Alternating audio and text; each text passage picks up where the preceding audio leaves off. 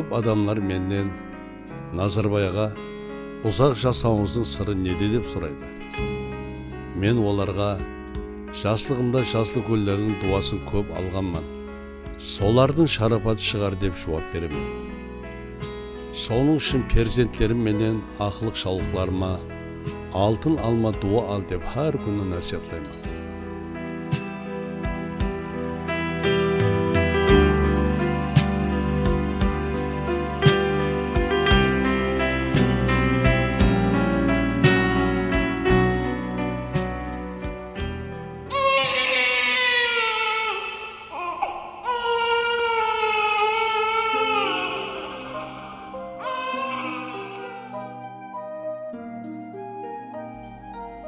Мен 1923 жылы жаз айлары ортасында Апуайы Қарақалпақ шаңырағында дүнияға келдім.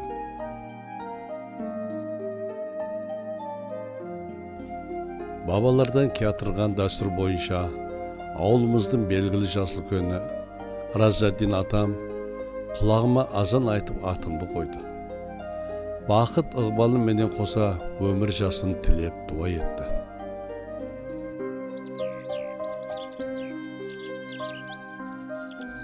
Ескі аяқ соқпақлар әдеуір жаңарып кеткеніменен бұл жоллар көп нәрсені еске салады. Ақжапта аққан сулар місті балалығымды алып кеткен сияқты.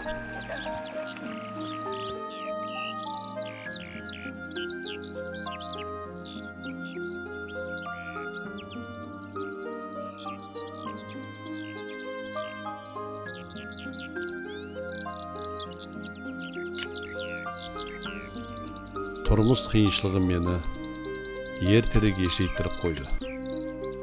Менің балалық дәуірім жоқшылық һәм ашаршылық заманына тура келді. Ол уақыттар халықтың күн көрісі оға да төмен еді. Оның үстіне анама жесірліктің, маған болса жетімліктің тамғасы басылып, жоқшылық заманы небір ауыр күндерді басымызға салды. Қаршадай басы менен күн көріс үшін таң атқаннан қас қарайғанша минет етуіме тура келді. Қандай талап болса да арланбадым, істей бердім. Тамақ үшін талап істеп, әр күні кеште анамның алақанына жалшытпастай болса да тапқанды апарып саламын. Гәсіне хақы алсам, гәсіне пәте алдым.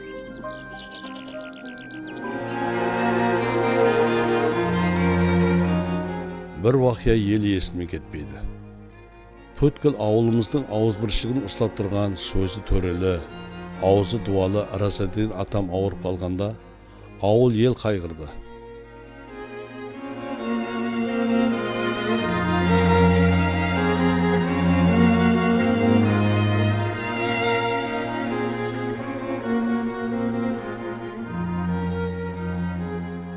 Күн батайын деп тұрғанда үйге келсем, апам мені Разаддин атам үшін тәуіптен дәрі әкелуге жұмсады.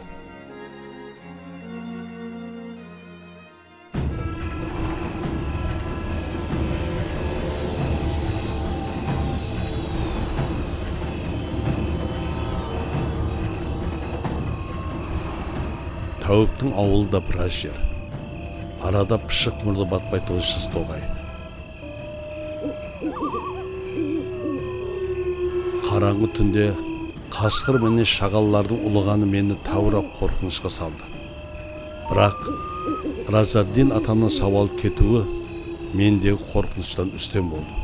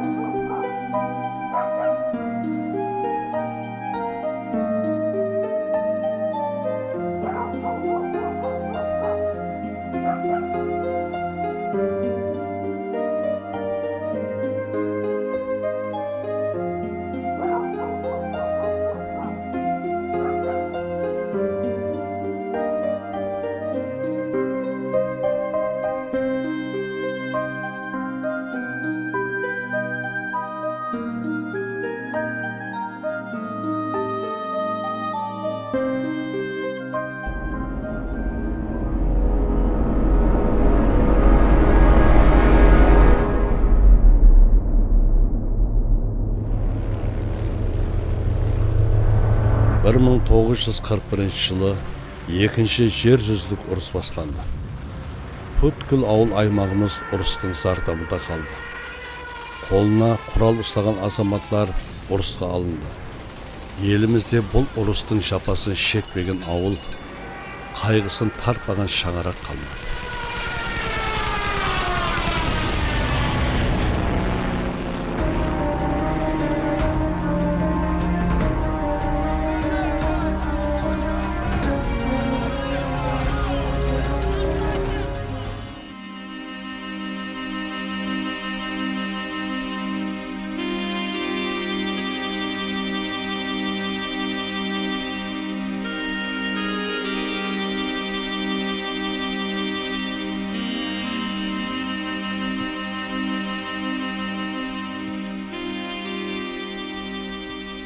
Бұл іргенің топырағын басып жүру, өзіңе бұйырсын қолының деп, анам бір уыс топырақты қолыма ұстатты.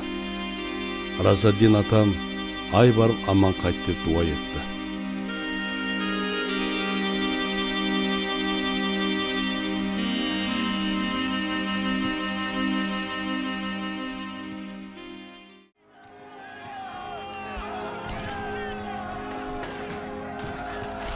Ондай ұрысты ендігі әулет көрмегей.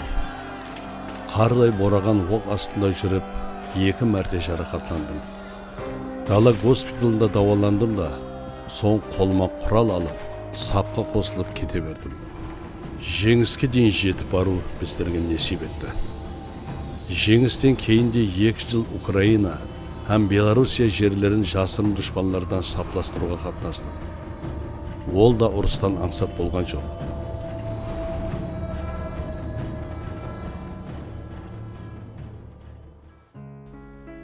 Жолыма көз тікен ғарип анамның ақ патиясы қабыл болып, 1947 жылы елге аман есен оралдым. Туған жерім Шомонайдың ақ боз топырағын қайра басыр екенмен, отан топырағының құдіретін терең сезіндім. Ойың түзу болса, ниетің іске асады дегендей, қайнаған ұрыста жүрген пайтымда, ұсыннан елге аман барсам, білім аламан деп ниет еткен едім.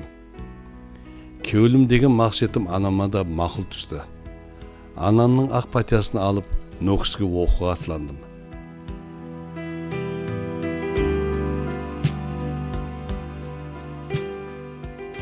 Педагогикалық институттың студенті болуын несіп етті. Біткерушілік курстың соңғы күндері еді. Аудиторияға баспасөз тарауының бір топар басшылар келіп, жас қанегерлер таңлап алу мақсатын білдірді. Нәтижеде маған һәм 4-5 балаға сенім білдірілді.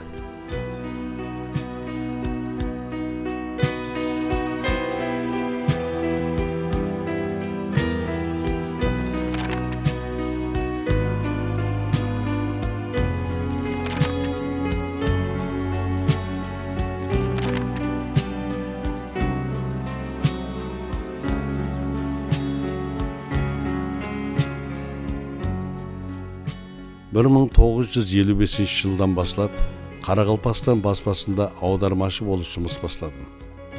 Нөкістің қақ ортасында жайласқан баспасөз үйі менің екінші үйіме айланды.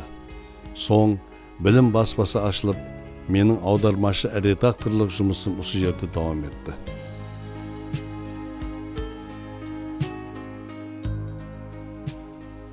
Тараулар үшін әдебиатлар, сондай-ақ оқу сабақлықлары өз ана тілімізде жетісе бермейтін дәуірде аудармашылық пен редакторлықтың жауапкершілігі анағұрлым артты.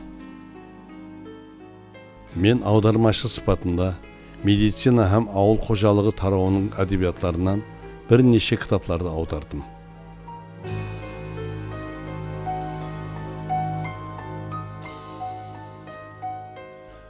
Баспасөз үйінде 52 жыл өзліксіз 84 жасыма жеке міндет еттім. Сондықтан да жәмәатте үлкен хүрметке ие болдым.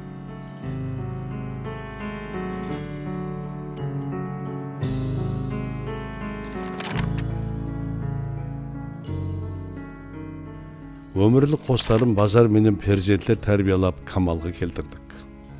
Адамға бұндан артық қандай бақыт керек?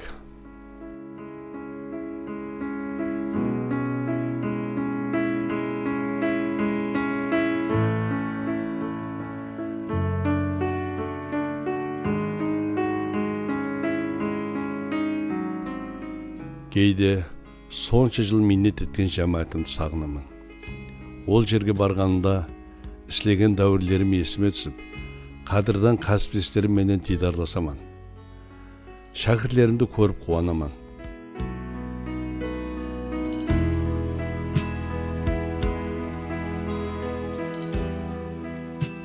Бүгінгі іслеп атырған жастарға бұл жердің киелі жер екенлігін түсіндіріп, аталық насихаттарымды айтамын.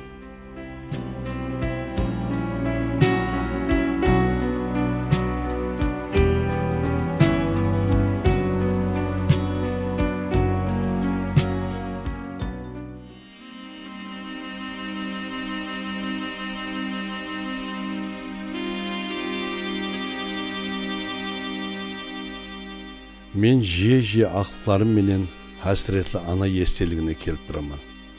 Хәсіретлі ана естелігіне қарап, анам көз алдыма келеді.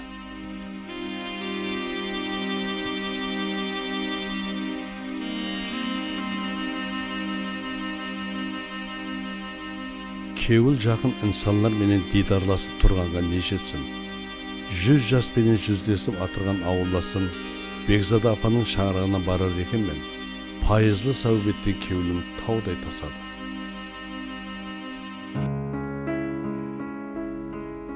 Мен бүгін 93 жастың еңсесіндемін. Инсан үшін қартайған сайын өмір шерін көрінедіген. Бүгінгідей әжайып дәуірде жасаған сайын жасай бергім келеді. Әр бір атқан таңның атуы адамға күтпеген бақыт әкелетіндай көрінедіген. Әр күні құяштың шығуын күтіп алар екенмін. Елімізге тынышлық, халқымызға паруанлық, ғаресіздігіміз мәңгі болғай деп тілек тілеймін.